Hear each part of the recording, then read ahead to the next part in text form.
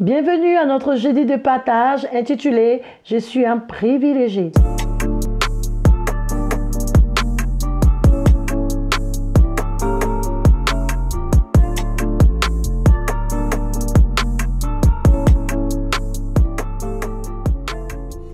Aujourd'hui, nous allons parler d'un terme qui dit « La chair est faible, mais l'esprit est bien disposé ». Ce thème a été tiré de Matthieu 26, verset 41, que nous allons lire.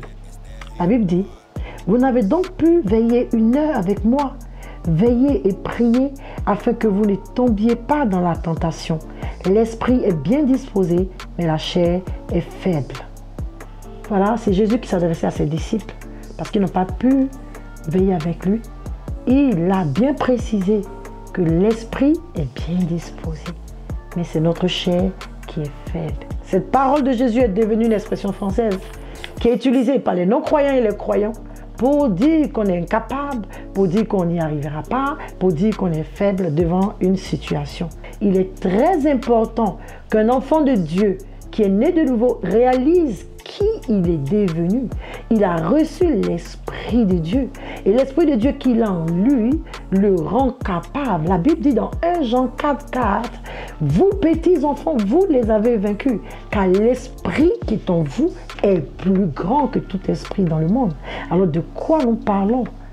À ce moment-là, quand Jésus s'adressait aux disciples, les disciples ont cédé à la chair. Mais ça ne veut pas dire qu'un enfant de Dieu doit constamment avoir la chair faible. Dieu a déjà constaté que notre chair était faible. C'est pourquoi il nous a donné son esprit qui nous rend capables. Il est très important de réaliser l'esprit de Dieu qui habite en nous.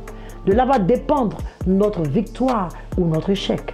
Va dépendre tous les exploits que nous allons vivre. Parce que la Bible dit que Dieu en nous, c'est l'espérance de la gloire. Dire toujours qu'on est faible, qu'on n'y arrivera jamais, démontre que nous comptons sur nous-mêmes. Démontre que nous nous appuyons sur notre propre sagesse. Nous appuyons sur notre chair. Dieu a déjà fait le constat du fait que nous sommes faibles de chair, que nous sommes faibles. Le constat est déjà fait. Jésus l'a dit. Donc le fait de le dire en tant que croyant n'a plus de sens. Qu'est-ce qui est impossible à Dieu? La Bible n'a-t-elle pas dit que rien n'est impossible à celui qui croit? Faible que j'étais, je deviens forte. Je peux tout par celui qui me fortifie. Dit Philippiens 4, verset 13. Nous avons vaincu nos faiblesses, nous avons vaincu nos incapacités, nous avons vaincu nos limites. Alors que tu avais pour habitude de dire que tu es incapable, tu avais pour habitude de dire que ce n'est pas possible. Je veux t'emmener à réaliser que l'Esprit de Dieu habite en toi et que rien n'est impossible à toi désormais.